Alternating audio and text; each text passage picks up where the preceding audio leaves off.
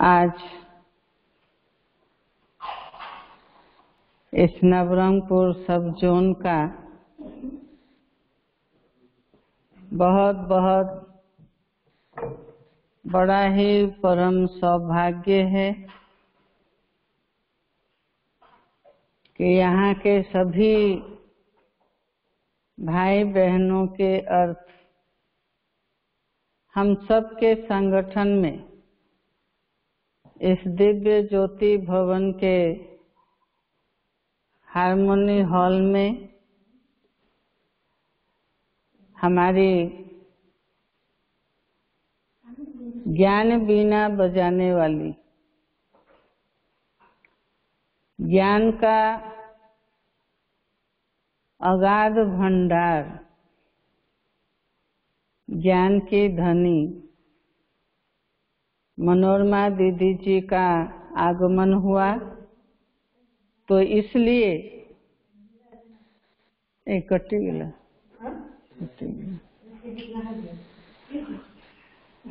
तो इसलिए सबसे पहले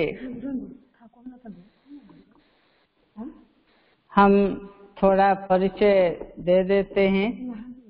ऐसे तो जो हमारे सभी पुराने भाई बहन हैं मधुबन में देखा ही होगा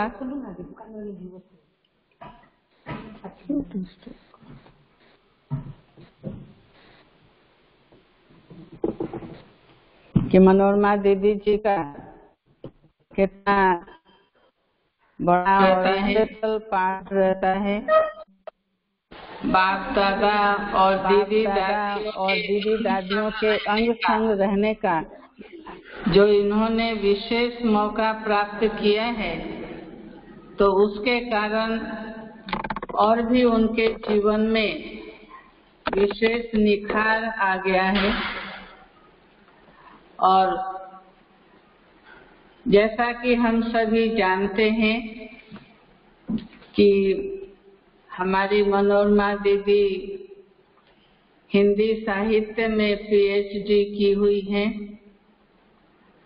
बाबा की अति स्नेही, अति लाडली और अथक सेवाधारी, जो कहने की बात ही नहीं है, हर समय सेवा पर दौड़ती भागती रहती हैं। जब भी मधुबन का बुलावा आता है तो भाग करके आ जाती हैं मधुबन सीधा। फिर अपने सेवा केंद्र की सेवा का भी इतना चिंता नहीं रहता। जब उनका रिट्रीट सेंटर बन रहा था तब मैंने उनसे पूछा कि आप यहाँ हैं और वहाँ कार्य चल रहा है, तो तुरंत उन्होंने कहा कि अरे ये तो भाई बहन अपना बना रहे हैं, मेरे को उसमें क्या चिंता है। मैं तो बाबा ने बुलाया, मैं तो आ गई। भाई बहनों को रिट्रीट सेंटर चाहिए, मुझे थोड़ी चाहिए। तो बड़े ही मजे से उन्होंने ये उत्तर दिया। तो मतलब कितना बाबा की सेवा में भी कोई लगाव न रखते हुए न्यारा और प्यारा स्थिति में अपने आप को रखती हैं। जहाँ जो सेवा मिला वहाँ पर वो पहुँच जाती हैं। तो ये उनकी बहुत बड़ी विशेषता है। लौकिक पढ़ाई के साथ साथ ज्ञान के इस यूनिवर्सिटी की पढ़ाई को भी बहुत अच्छी तरह से अपने जीवन में ढाला है। तो आज मैं ज्यादा समय न लेते हुए मैं मनोरमा दीदी जी का बहुत बहुत, आज बाबा ने मखमल याद किया कि मखमल की पटरानी, सूर्यवंशी मखमल की पटरानी मैं बनाता हूँ, तो इसलिए ये मखमल की चुनरी पहना करके आपका मैं बहुत बहुत स्वागत करती हूँ। आप इसे स्वीकार करें और साथ ही इस फूलों के गुलदस्तों से सभी चैतन्य फूल इसके अंदर लगे हुए हैं, इस गुलदस्ते की शोभा बढ़ा रहे हैं। तो आप इन्हें भी स्वीकार करेंगे तो मन को बहुत अच्छा लगेगा। तो आज हम आपका बहुत बहुत स्वागत करते हैं, स्वागत करते हैं, स्वागत करते हैं। और आप विशेष हम सभी भाई बहनों के लिए अंतिम समय की क्या तैयारी हमें करनी है, क्योंकि समय तो बहुत भागता जा रहा है जल्दी जल्दी। तो इसलिए हमें और क्या क्या इसके लिए धन्यवाद धन्यवाद। परिचय मैंने पहले ही दे दिया। और नवरंगपुर के इस दिव्य ज्योति भवन में हारमोनी हॉल के अंदर आपका हम सभी पूरे इस सब जोन के भाई बहन अपने ऑनलाइन पर उपस्थित हैं और यहाँ भी सेंटर पर 10-15 भाई बहने हैं। तो सभी आपका इस गुलदस्ते के द्वारा स्वागत कर रहे हैं। और मैं तो आपका सदा ही स्वागत करती हूँ। और जब लॉकडाउन खुलेगा तब आपको जरूर यहाँ पर आना ही आना है। ठीक है? बहुत बहुत हमारी नीलम बहन, मेरी आवाज आ रही है? आवाज आ रही? हाँ हाँ, हमारी नीलम बहन जिन्होंने जी आवाज आ रही है। नवरंग में सेवा का अवसर दिया है। हम ये जानते हैं कि सदैव हाजी का पाठ खुद भी बजाते हैं और इतने गंभीर और इतने रमणीक ऐसा मिश्रण संगम युग पे जो बाप दादा हम बच्चों से चाहता है वो उनके व्यक्तित्व में झलकता है। दुनिया में 7 ही रंग होते हैं लेकिन वो 9 रंग में बैठी हुई हैं। सोचिए जरा कितनी भव्यता और कितनी दिव्यता बाबा ने उनके व्यक्तित्व में भरी है। तो आप सबका भी बहुत बहुत बहुत शुक्रिया। दिल व याद प्यार के साथ स्वागत प्रयाग की धरनी से, मेरी ओर से, बाबा के बच्चों की ओर से। आज बहुत सुंदर अवसर उड़ीसा की इस नगरी में, पावन नगरी में मुझे दिया बहन ने कि मैं आप सबके साथ अपने विचार को शेयर करूं। तो जैसा कि दीदी ने कहा कि कुछ मिलना है आपसे, तो आज ऐसा लगा कि जैसे लॉकडाउन चल रहा है, ऐसी वर्तमान परिस्थितियों में हम कैसे अपने आप को तैयार करें। हम नवरंगपुर आने की तैयारी कर लेंगे लेकिन बाबा भी तो बुला रहे हैं ना। अंतिम समय की तैयारियां हम लोग कैसे करें। तो मेरे को मन में एकाएक विचार आया कि हम लोग बहुत कुछ कर रहे हैं लेकिन कुछ तो महामारी, कुछ प्रकृति, कुछ संसार के नियमावली जिन्होंने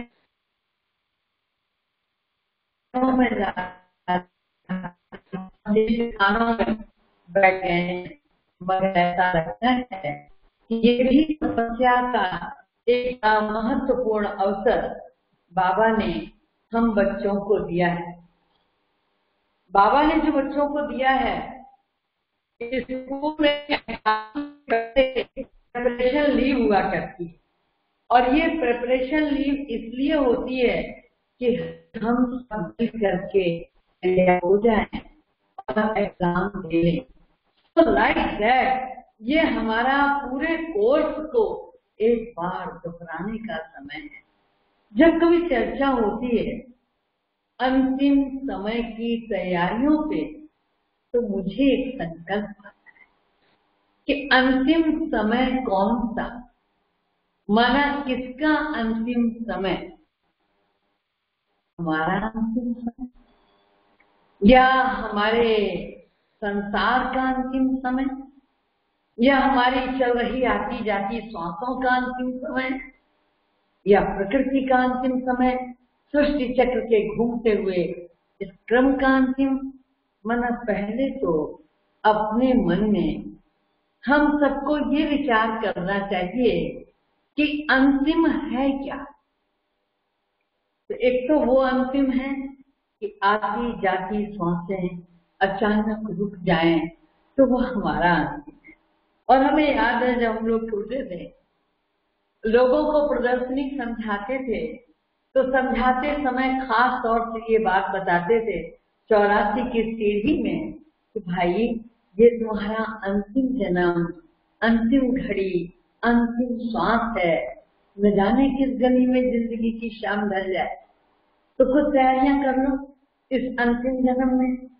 तो एक तो ये अंतिम है, एक वो अंतिम है जो अनायास और अचानक होता है हमारी जिंदगी में। कोई प्राकृतिक परिवर्तन, कोई आकस्मिक एक्सीडेंट, कहीं कुछ ऐसा हो जाना और उसके साथ परिवर्तन हो जाना, तो वो भी अंतिम कहलाता है कि अरे भाई वो अच्छे भले गए थे मगर पता नहीं क्या हुआ। तो इस तरह की चर्चाएं होती हैं। प्रकृति में कलयुग का अंत और सतयुग की आदि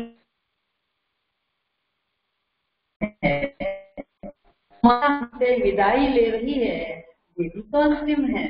तो हमें विचार करना चाहिए कि आपको बताएं, एक बड़ी सुखद बात है कि इस अंतिम के दौर में अचानक, अनायास या कुछ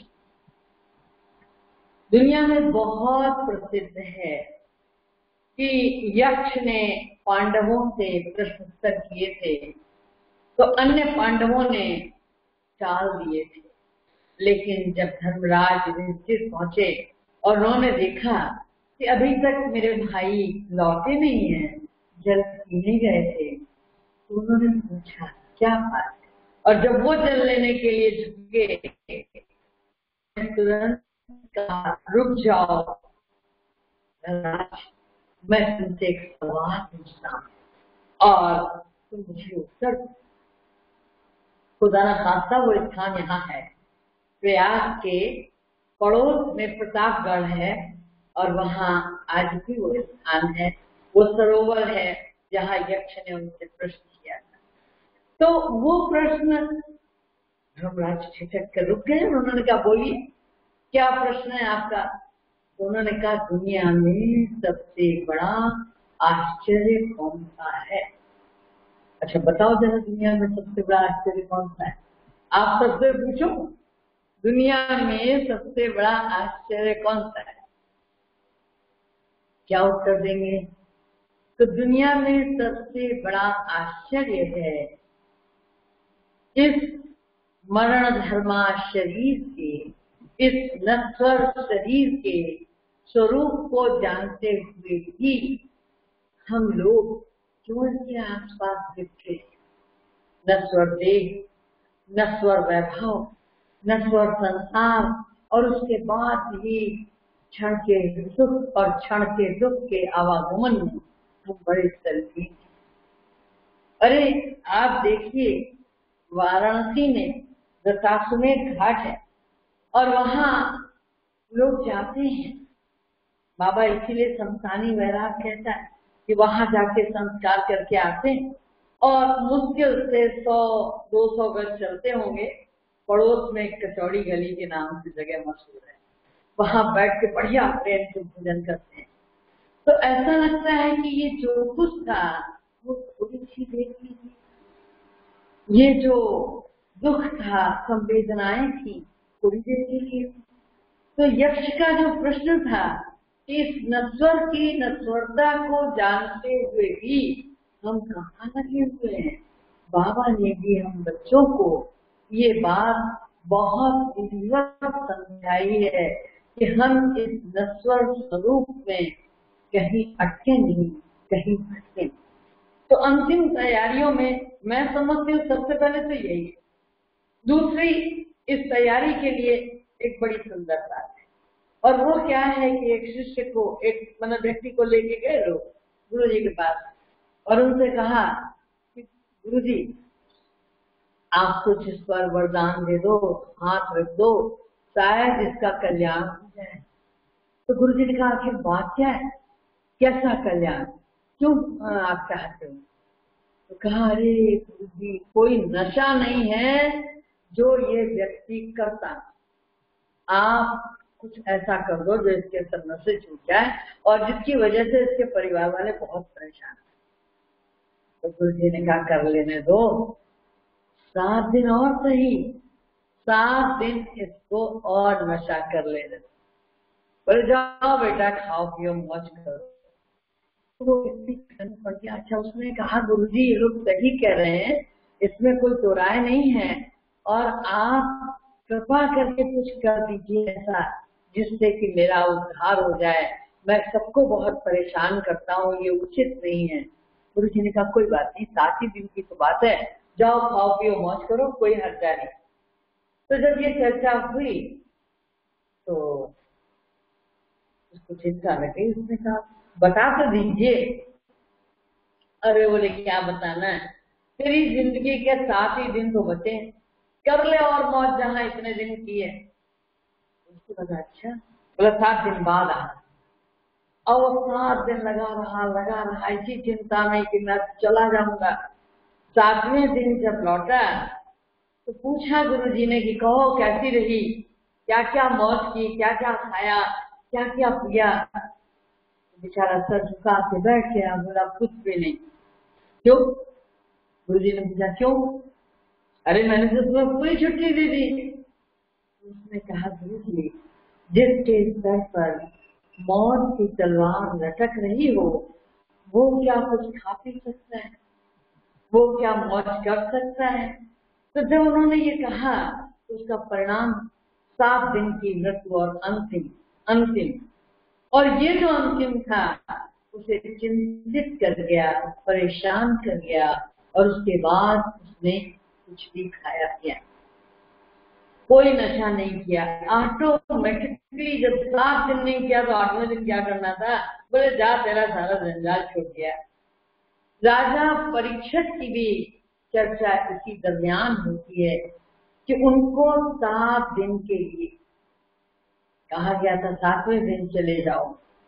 तो उन्होंने कहा अच्छा अब मैं देखता हूँ है संसार में कोई ऐसा जो मुझे मुक्ति और जीवन मुक्ति दिला दे। तो उन्होंने बैठ करके 7 दिन भागवत सुने, लोग बड़े उच्च कोटि के विद्वान से सुनी कि भले 7वें दिन चला जाऊं लेकिन 7 दिन में सारा रात काज सबसे छुट्टी लेकर के बैठ गए कि अब तो बस अंतिम। तो हम बच्चों को बाबा ने बहुत अच्छी तरह से समझाया है कि हमारी हर घड़ी अंतिम घड़ी है, और हमको ये बात बहुत ध्यान में रखनी चाहिए कि हमारी हर घड़ी अंतिम घड़ी। जब हम इस बात को ध्यान रखेंगे तो आप जरूर समझ लें कि हमसे कोई भी विकर्म कभी नहीं होता। पहली चीज है, अगर हम चाहते ही हैं अंतिम घड़ी की तैयारियां कर लें तो अपने टेलीग्राम पे ध्यान दे लें। पहले तो ये हमारी आंखें जब देखने से इनकार कर देती है और चश्मा लग जाता है तो एक टेलीग्राम तो यही हो गया। कान सुनने से इनकार कर देते हैं, दूसरा टेलीग्राम हो गया। दांत कुछ खाते नहीं, मना कर देते हैं, हिलने लगते हैं, दर्द करने लगते हैं, एक टेलीग्राम वो हो गया। चौथा टेलीग्राम आता है, बाल सफेद होने लगते हैं। 5वां टेलीग्राम है, हाथ पैरों में कंपन होने लगता है। माना कायिक शिथिलता के बावजूद भी हम सोचते हैं जरा विटामिन ले लो, जरा सिरप ले लो, जरा डॉक्टर को दिखा लो, अरे अभी तो और चलना है। और परिणाम क्या हो, तो काया सनह सनह क्षीण होती है और हम क्या करते हैं, हम क्या करते हैं, एक काया सनह सनह क्षीण होती है, हम इसको और संवारने में चारों ओर से लगे रहते। विचार करने वाली बात है कि ये टेलीग्राम है। अब हमको ये देखना चाहिए, सबसे पहली चीज हमें अपनी आवश्यकताओं को कम करना चाहिए। नंबर 1 हम अपनी आवश्यकताओं को कम करें।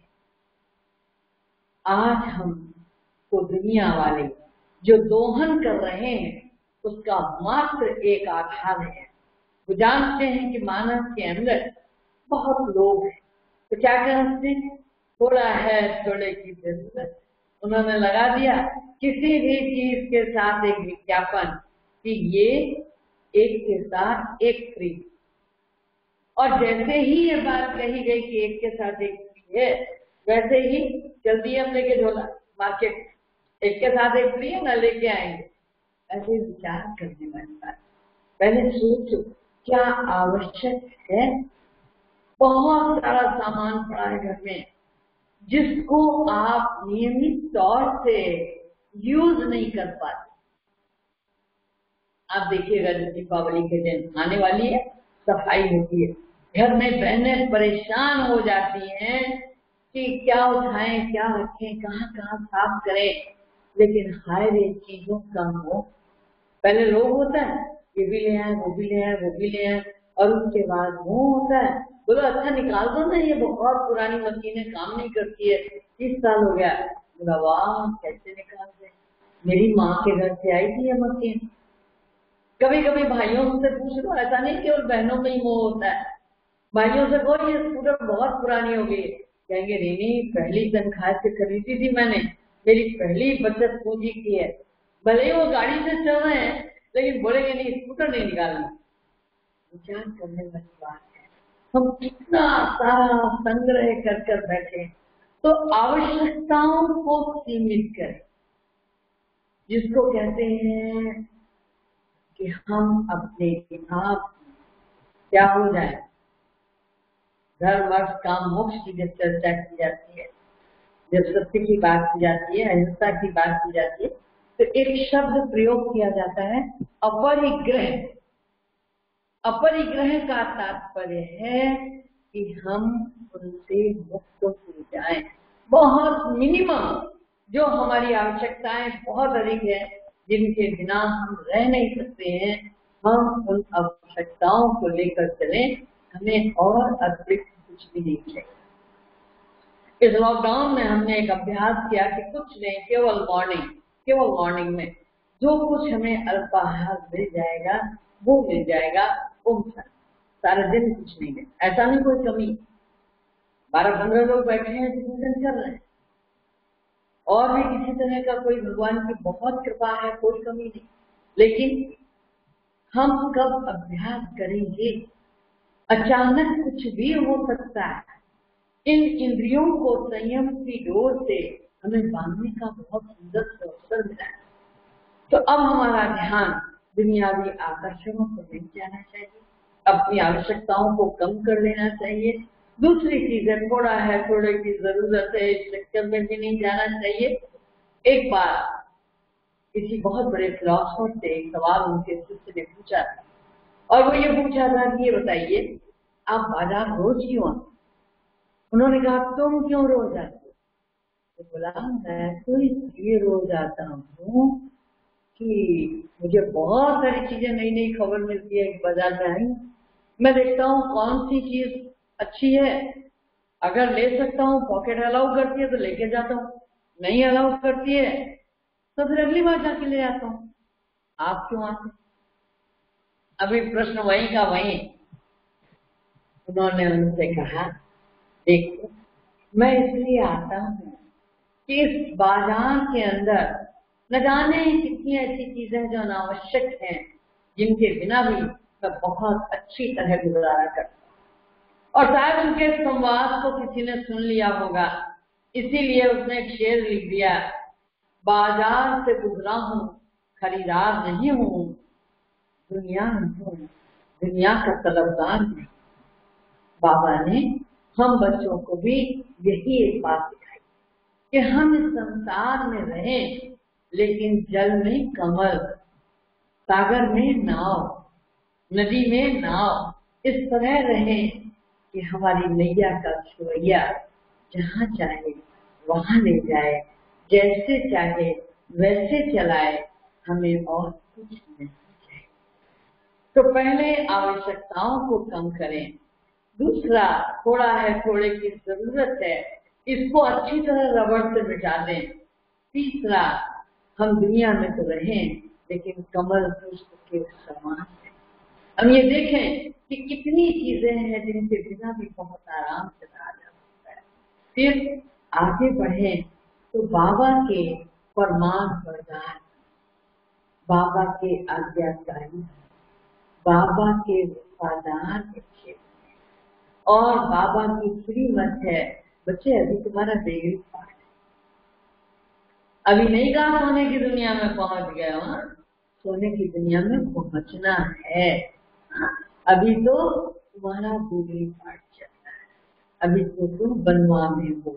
तो हमेशा याद रखें कि हम बच्चे अभी ब्राह्मण को पूछा है, और ब्राह्मण बहुत त्यागी होता है।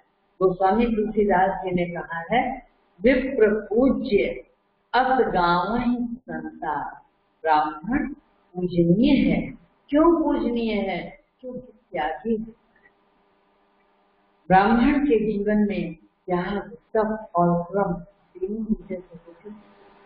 आप सोचिए कि एक ब्राह्मण सुदामा थे, बहुत प्रसिद्ध हैं, कि जिनके घर में सुबह है तो शाम नहीं और शाम है तो सुबह नहीं, लेकिन फिर भी उनके पास संतोष रूपी परम धन, परम धन। उन्हें उनकी पत्नी ने न जाने कितनी बार कहा होगा, अरे इतना आप बताते हो, द्वारिकाधीश आपके मित्र हैं, चले जाओ। अच्छा, राजा के पास चले जाओ, अच्छा वहां चले जाओ। लेकिन वो कहीं ब्राह्मण मन जाने को तैयार नहीं होता। बहुत आग्रह और दुराग्रह पर वो गए थे द्वारिकाधीश के यहाँ। बेसुमार मिला, कोई दो राय नहीं, लेकिन खुद से जाने को तैयार। तो ये क्या है कि जो बाबा ने हम बच्चों को फरमान दिए, इस संगम युग पर हर चीज से न्यारा प्यारा बनने के लिए बाबा ने जैसा हमको फरिश्ता बनाया, ऐसे हम फरिश्ते बन जाएं। जब हम वफादार और फरमान बरदार बनते हैं तो आप देख लें, बेगमपुर के बादशाह खुद ब खुद बन जाते हैं, कुछ करना नहीं पड़ता। बाबा के वफादार और फरमान बरदार, वफादार माना जो बाबा की एक एक शिक्षाओं पालन करता। सबसे पहला अटेंशन स्वयं पर, सर्व पर बाद में। गड़बड़ कहाँ हो जाती है? जब हम सबको जगाने लगते। नहीं, पहले हमको खुद को जगाना है। पहले हम खुद को जगाए, फिर खुदाई को जगाए। खुदाई की सेवा तो कर ही रहे। मुझे याद है एक बार बाबा ने पंजाब वालों की वाणी चलाई थी, तो कहा था कि बच्चे कुछ मत करो। उस समय सेवा नहीं हो रही थी, भिंडर वाला का बड़ा जलवा था, बड़ा आतंकवाद वहां पैदा हुआ था। तो बाबा ने कहा कि जो तुम्हारे सेवा केंद्र है ये यज्ञशालाएं, और जब यज्ञ में आहुति डाली जाती है तो उसकी सुगंध बहुत दूर दूर तक फैलती है, और कोई अगर सड़क से भी जा रहा होता है तो उसको लगता है कहीं हवन हो रहा है, कहीं बड़ी अच्छी खुशबू आ रही। तो बाबा ने कहा कि तुम सब बच्चे इतना योग करो, इतना योग करो कि तुम्हारी शांति के वाइब्रेशन, तुम्हारी वो किरणें दूर दूर तक जाएंगी, और बाहर से लोग खिंच कर तुम्हारे पास आए। तुम्हें कहीं नहीं जाना है, तुम्हें कहीं प्रदर्शनी लगाने नहीं जाना, तुम्हें कहीं कुछ करने नहीं जाना, सेवा नहीं करनी, तुम तो एक ही सेवा करो और हवन कुंड बना के आहुति डालते जाओ। तो रियली हम स्वयं को देखना चाहें तो स्वयं के आईने में, दर्पण में एक बार देखें, क्या हम स्वयं प्रिय बने हैं? पहली शर्त है स्वयं प्रिय। दूसरी शर्त है प्रभु प्रिय बनना। स्वयं प्रिय तो हो सकता है कुछ गड़बड़ कर ले, लेकिन जो प्रभु को प्रिय हो वही मुझे भी प्रिय। ये ध्यान देना, स्वयं प्रिय और प्रभु प्रिय बनेंगे तभी स्वयं प्रिय के आईने में साफ नजर आएंगे और सर्व प्रिय बन ही जाएंगे। रखना है। तो पहली चीज है कि हम बाबा के उस फरमान पर चलें जो बाबा ने हम बच्चों को दिव्य बनाने के लिए बहुत महत्वपूर्ण अमृत वेला दिया है।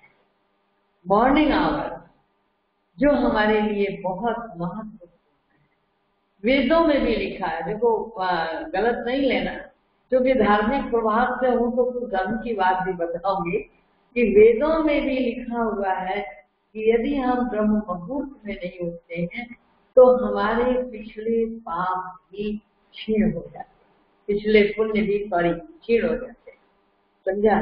तो जो वर्तमान का है वो तो वही है, लेकिन जो पिछला किया हुआ पुण्य है वो भी खत्म हो जाता है। तो हमें चाहिए कि हम अपने संचित पूंजी को तो न गंवाएं और वर्तमान में भी संचित करें। बाबा ने कहा कि बच्चे तुम सर्वशक्तिवान, तो बेशक हम सर्वशक्तिवान हैं, लेकिन चेक करें क्या सर्वशक्तियां मेरे में हैं। मैं मास्टर सर्वशक्तिवान हूँ। शक्तियों का स्रोत सुबह सुबह से, सुबह सुबह आप देखिए कि जिस समय मॉर्निंग आवर्स होते कितना पावरफुल होता है। बाबा का आना और हम बच्चों का मिलन मनाना। अगर मान लीजिए दुनिया में 9 लाख भाई बहन, अभी तो और ज्यादा होगा, सुबह सुबह अमृत वेले योग कर रहे हैं तो कितने वाइब्रेशन पावरफुल होंगे। अच्छा, कुछ भक्ति के भी होते हैं। जितने भी बुजुर्ग हैं जो कि वानप्रस्थ अवस्था में हैं, वो सब भी सुबह उठ करके कुछ ना करें तो माला का जाप करते हैं। जितने हमारे संत वृंद हैं जो आश्रमों में रहते हैं वो भी क्या करते हैं, वो भी तो कुछ करते हैं। तो साधना का सबल और प्रबल जो मुहूर्त है वो हमारा अमृत वेला है। तो वफादार बनना है, तो वफादार तो मालिक की एक आहट पे उठ जाता है। जानते हैं, अब हम नाम नहीं लेंगे, जिसको दुनिया में सबसे वफादार की डिग्री मिली है दरवाजे पे ही रहता है, और जरा सी आहट मिलती है तो आवाज करके मालिक को जगा देता है। वैसे ही हम बच्चे बाबा के वफादार। तुलसीदास ने ये कल्पना की, उन्होंने कहा तो तुलसी कुत्ता राम का गले पड़ी जंजीर। तो राम नाम की जंजीर गले पड़ी है और एक उसी तरह मैं इतना वफादार हो जाऊं जानवर की तरह तो मुझे कुछ और नजर नहीं आता। तो बाबा ने तो उसको जानवर नहीं बनाया, बाबा तो देवता बना रहा है और फरिश्ता बना रहा है। लेकिन हम बच्चे मास्टर सर्वशक्तिमान बनना चाहते हैं तो उस पावर हाउस से मॉर्निंग के कनेक्शन को चेक करें। जितना अच्छा कनेक्शन होगा उतना ही अच्छा हम अपने आप को चेंज कर चेक भी करें, चेंज भी करें। तो पल पल परिवर्तन की परिभाषा को अपने जीवन में लाएं। पल पल परिवर्तन हो। अब बहुत अधिक समय नहीं है, क्योंकि बाबा ये कहता है कि बहुत काल का अभ्यास चाहिए हम बच्चों को।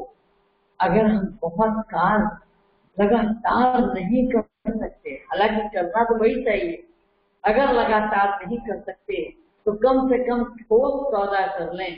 अमृत वेले सुबह सुबह अगर हम बाबा के साथ, भगवान के साथ भगवती होकर बैठते हैं, मिलन मना लेते हैं, तो ये मिलन मना लेना हमारे जीवन के लिए बहुत बहुत कीमती है। ये ध्यान दें हम कि हमारे पास अगर हमने अमृत वेले अपना योग किया तो असंख्य रंग भर जाएंगे नवरंगपुर वालों और उनकी शक्ति दुगुनी हो जाएगी। पांडव भले 5 थे मगर विजय नहीं पाई। बाबा ने हम बच्चों को अमृत वेले ही एक वरदान दिया है, विजय तुम्हारा जन्म सिद्ध अधिकार। ये तिलक माँ ने नहीं दिया, ये तिलक बहन ने नहीं दिया, ये तिलक किसी बेटी ने नहीं दिया, ये तिलक स्वयं सर्वशक्तिमान ने दिया, ये तिलक स्वयं सद्गुरु ने दिया, ये तिलक स्वयं उस सत्शिक्षक ने दिया। इस तिलक को कोई मिटा नहीं सकता, बशर्ते हमें याद रहे भगवान हमारा साथ। हम उस सद्गुरु को, उस 3 in 1 को सदैव ध्यान। दूसरी बात, हम अपनी लक्ष्मण रेखा का कभी भूल के उल्लंघन न करें।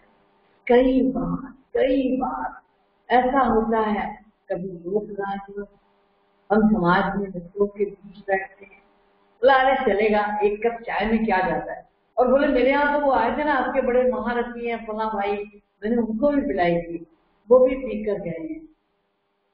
मुझे याद है एक बार इलाहाबाद में शुरू में जब मैं आई थी यहाँ, तो किसी ने बड़े प्यार से कहा, यहाँ युगल थे, बहुत पुराने युगल थे, आइसक्रीम लेके मुझे दे के कहा दीदी हमने आइसक्रीम दादियों को भी खिलाई है। मैंने कहा बहुत अच्छा किया, और उस आइसक्रीम को रुमाल में लपेट के वहीं रख दिया, वापस आ गई सेंटर। तो मेरे को मन में बड़ा संकट चला कि हमारे ये बड़े बड़े लोग वो नहीं जानते बच्चे कर क्या रहे हैं, और खुश हो रहे हैं हमने दादी को भी खिलाई। दादी थोड़ी देखने गई कि कोई आइसक्रीम कहाँ से लाया, तुमने घर में बनाई है या कहाँ की है। मैंने उठा करके दूसरे दुकान से आके थे, कुछ दिन बाद ऐसे ही उनको लगा, बोले बहन दोबारा लाए। मैंने कहा भैया मैं खाती नहीं, मेरा गला ही बहुत बेकार है, आइसक्रीम लायक नहीं। लेकिन मन के अंदर बहुत सारे संकल्प चले। मुझे उस समय एक बात याद आ गई, शंकराचार्य की, कि आदि शंकराचार्य जब शुरू में दीक्षा लेने के बाद भिक्षाम देही के लिए परिक्रमण पर निकले, तो उनके साथ 4-5 शिष्य। पहली जगह जहां उन्होंने भिक्षा मांगी, उन्हें एक चमड़े का टुकड़ा दिया, डाल दिया। दोबारा आगे बढ़े, किसी ने रोटी दी, उन्होंने रोटी छोड़ में डाल, उसको खा गए, चमड़े को भी खा गए। फिर आगे कहीं वो मिला जलता हुआ कांच, उन्होंने पात्र में डलवाया और उसको पी किया। पीछे के 4 शिष्य जो थे, उनमें से एक शिष्य तो हर चीज को धूली में डालता रहा। 3 शिष्यों ने जमना तो किसी तरह खा लिया, रोटी खा ली, लेकिन वो 5 कौन पी जाए। उसके बाद उन्होंने मुड़ के देखा, कहा क्या बात, तो कहा कि प्रभु ये नहीं किया जा रहा, और हमने आपको फॉलो करके ले ली। उन्होंने चौथे से पूछा तुम्हारा क्या हाल है, बोला ये लो महाराज कुछ नहीं हुआ, ना तो मेरे से वो खाया गया, ना वो खाई गई, और ना ये किया जाता है। तब मुस्कुराए, बोले सही आदमी सुने, सही आदमी सुने क्यों? क्योंकि गुरु में बहुत अधिक क्षमता होती, जो चाहे वो कर सकता है, लेकिन हम शिष्यों में तो भी इतनी क्षमता नहीं। हमने हमारे गुरु जी को खिला दी होगी, लेकिन हमने वो क्षमता नहीं है उसको पता है। तो ये समझने वाली बात है। कई बार लोग सोचते बड़े दिन तो ऐसा करते हैं, भी ऐसा कर रहे, अरे बड़े किस कारण से क्या कर रहे हैं, हम उसकी गहराई में, उसकी नींव में तो कभी गए ही नहीं। हमने ये देख लिया कि बड़ों में भी ऐसा है, तो हमें वो नहीं करना चाहिए। न जाने किस घड़ी में जिंदगी की शाम ढल जाए, हमें ये बात हमेशा हमेशा याद रखनी चाहिए। हमें अपनी लक्ष्मण रेखा को उल्लंघन नहीं करना है। रावण विप्र वेश नहीं आया, रावण ने बड़े उलाहने दिए कि मुझे वापस कर देना चाहती हो, और उस समय किसी भी साधक को, किसी भी याचक को वापस कर देना बहुत पाप का कार्य समझा जाता। विचार करिए, नहीं तो सीता का अपहरण नहीं होगा।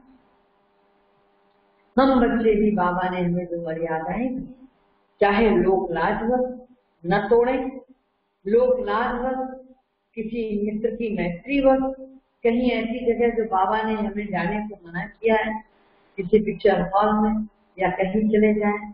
आप सब तो पुराने बाबा के तपस्वी बच्चे हो, निश्चित है कि ऐसा नहीं करते होंगे। बड़े बड़े काम और गलत बातें आप नहीं करते,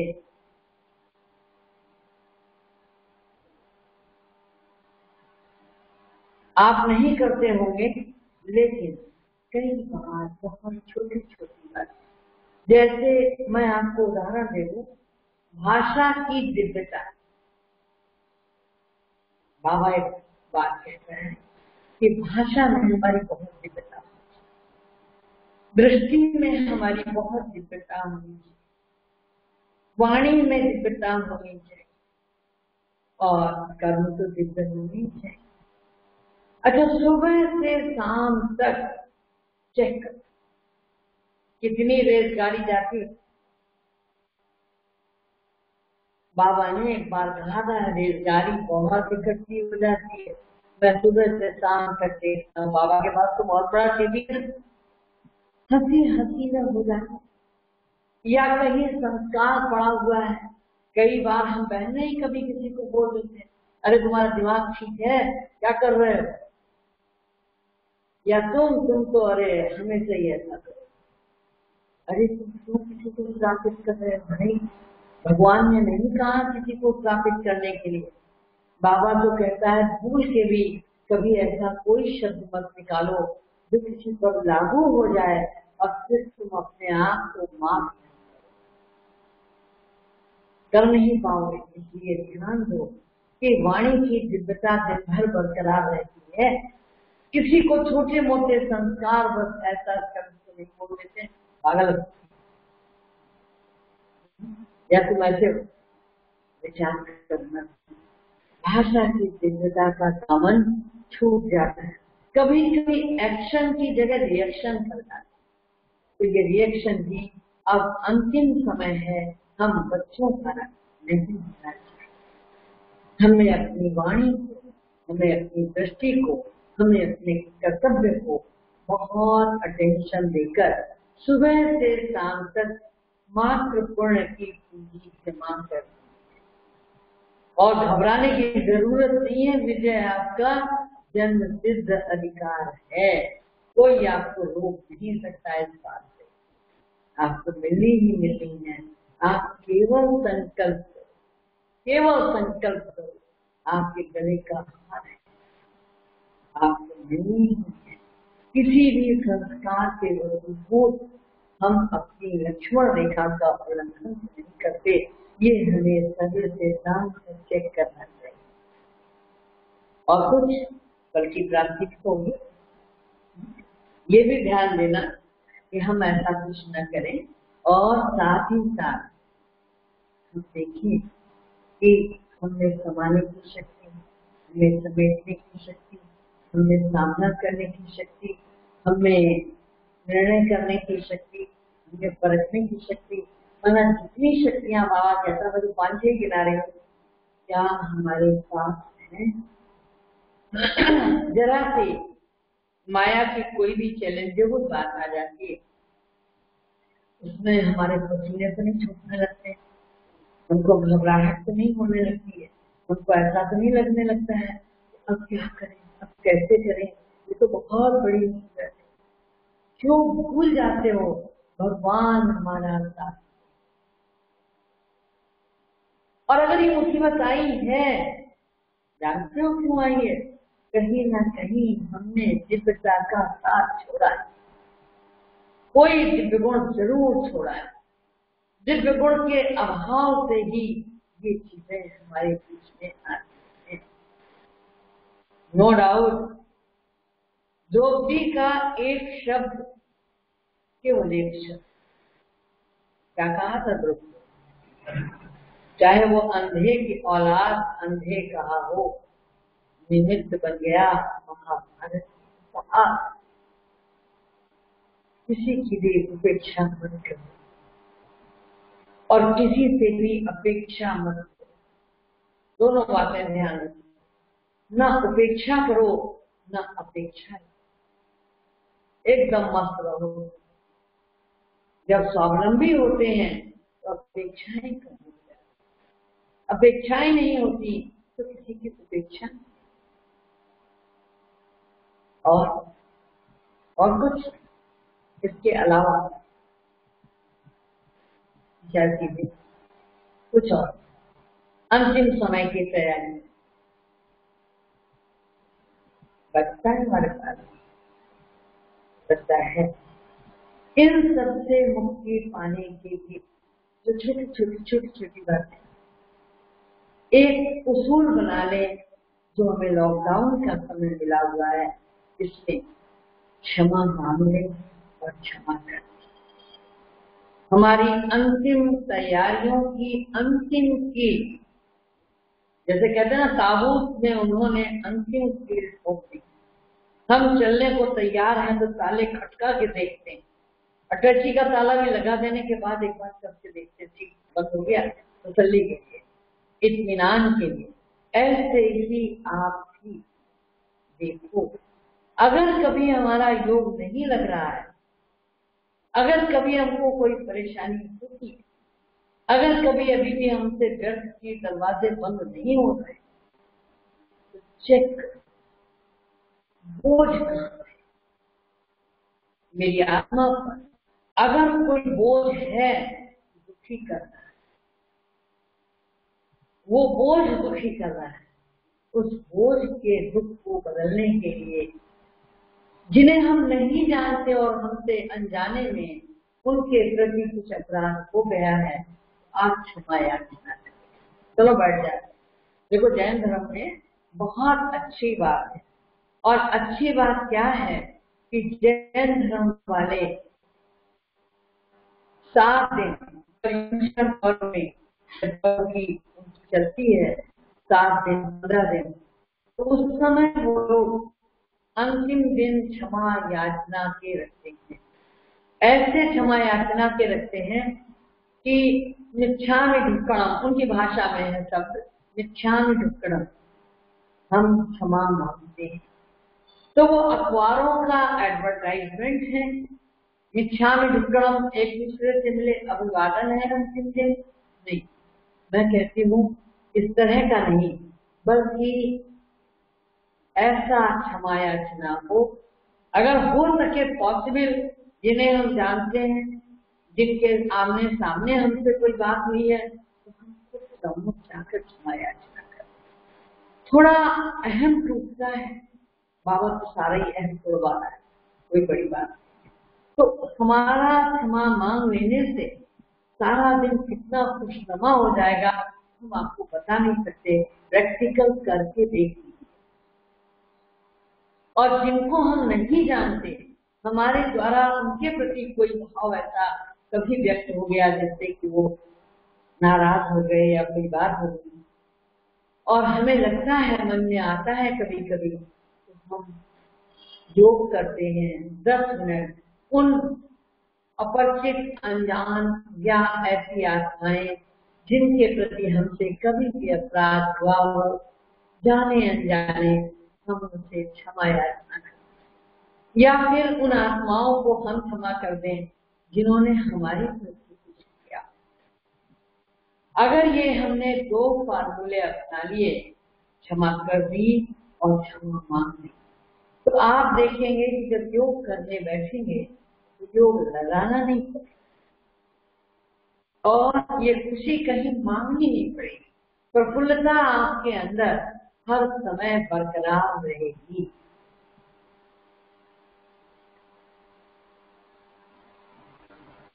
तो ये ध्यान रखें, और जब आप ये ध्यान रखेंगे तो ये समझ लीजिए कि अंतिम समय की संपूर्ण तैयारी हो जाएगी। फिर जो बचे हुए पल हैं क्षमा याचना के बाद, वो आपको बहुत सुखद और बहुत शक्तिशाली बनाएंगे। ये 2-3 प्रयोग करके देख लें कि लक्ष्मण रेखा का हमसे उल्लंघन न हो, हमारी दिव्यता कोई हमसे कभी छीन न ले, चाहे वो माया हो, चाहे वो प्रकृति हो, चाहे वो हमारे अपने हो, चाहे वो पराए। और क्षमा मांगने, वफादार भगवान के बंदे, माया कुछ नहीं देगी अपनी वफादारी का सिला, दुखी पाया हमने चढ़ा। ठीक है, संपन्न करें।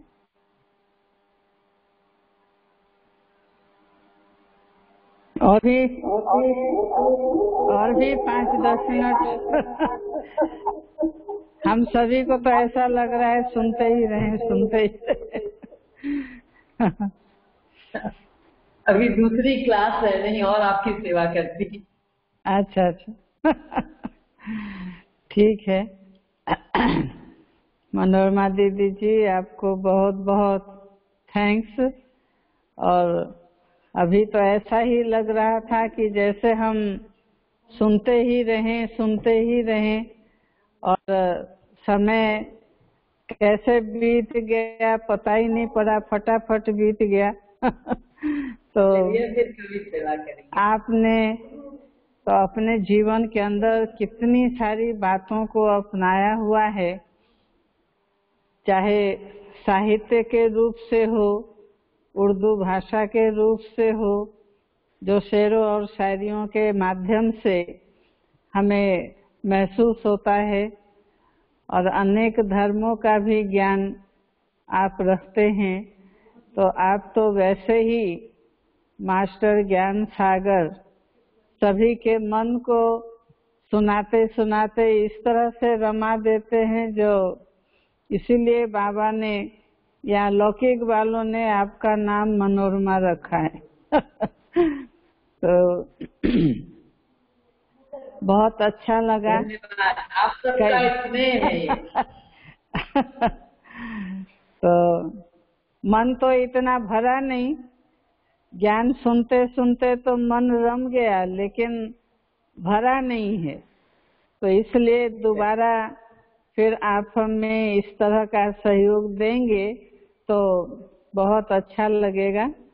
और बहुत सारी बातें हम सभी ने जानकारी के रूप से प्राप्त की कि अंतिम घड़ियां तो आ रही हैं, लेकिन उसके लिए हमें क्या क्या तैयारियां करनी है, व्यवहारिक दृष्टिकोण से, पारिवारिक दृष्टिकोण से, या अन्य लोगों के साथ भी हमारा किस तरह से भाषा वगैरह का ध्यान हो, किसी के प्रति उपेक्षा या अपने लिए अपेक्षा नहीं होनी चाहिए। और बाबा ने हमें जो श्रीमत की लकीर हमारे सामने खींची है, तो कभी भी हम उसके बाहर न जाएं। तो बहुत ही सुंदर सुंदर बातें आपसे सुनने को मिली, तो दिल तो प्रसन्न हुआ ही, लेकिन भरा नहीं है। तो इसलिए दोबारा आपको आना ही पड़ेगा, और जब भी आप समय देंगे तो हम उस समय का पूरा पूरा लाभ उठाएंगे। तो आज ज़्यादा समय न लेते हुए आपका अगला कार्यक्रम है, तो उस समय की सीमा को देखते हुए मैं पुनः सभी भाई बहनों की तरफ से 200 के करीब भाई बहन इस ऑनलाइन के अंदर आपसे क्लास सुन रहे थे, तो सभी की तरफ से बहुत बहुत धन्यवाद, शुक्रिया और बहुत बहुत थैंक्स। फिर मिलेंगे, फिर आपको आना होगा और मिलना होगा, तो इसलिए बहुत बहुत शुक्रिया देती हूँ। आपने अपना ये अमूल्य समय हम सब के लिए दिया, सभी भाई बहनों के लिए दिया, तो ये भी आपका बहुत बड़ा एक खाता तैयार हो गया। और आप तो अभी वैसे ही अपना पुण्य का खाता बना ही रहे हैं, सभी जगह की सेवा करते हुए। भले लॉकडाउन में एक जगह बिठा दिया है समय ने, ड्रामा ने, लेकिन मैं तो ये देखती हूँ कि सेवाओं का विस्तार और भी ज्यादा हो गया है। तो सभी बहुत मतलब जैसे कि बिजी ही हो गए हैं, तो टाइम पाना भी मुश्किल होता है सभी से। लेकिन इसी संदर्भ में मैं यही कहूँगी, दोबारा आप हमें समय देंगे, जब भी थोड़ा फ्री होंगे तो फिर हम उसका पूरा पूरा उपयोग करेंगे। ओम शांति। शांति। ओम शांति।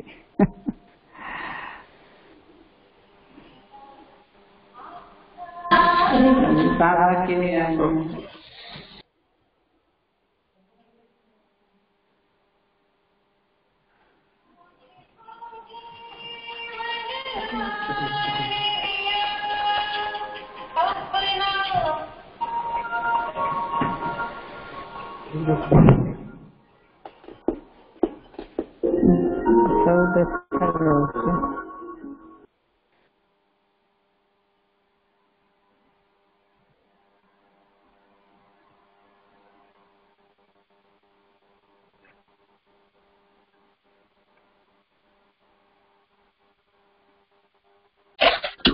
शुक्रिया आपका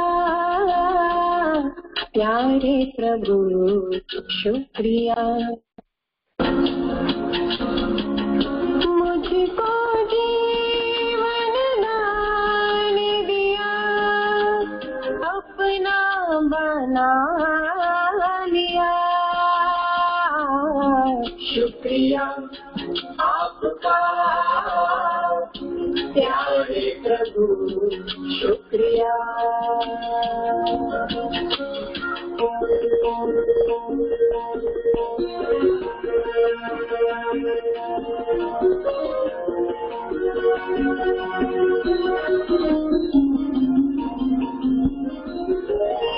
भूल गए थे आपको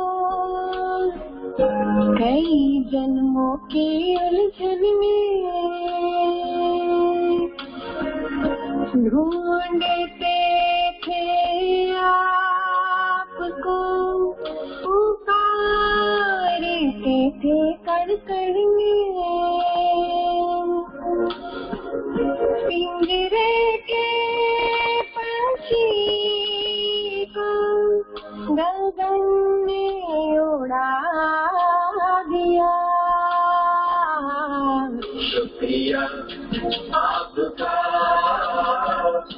प्यारे प्रभु, शुक्रिया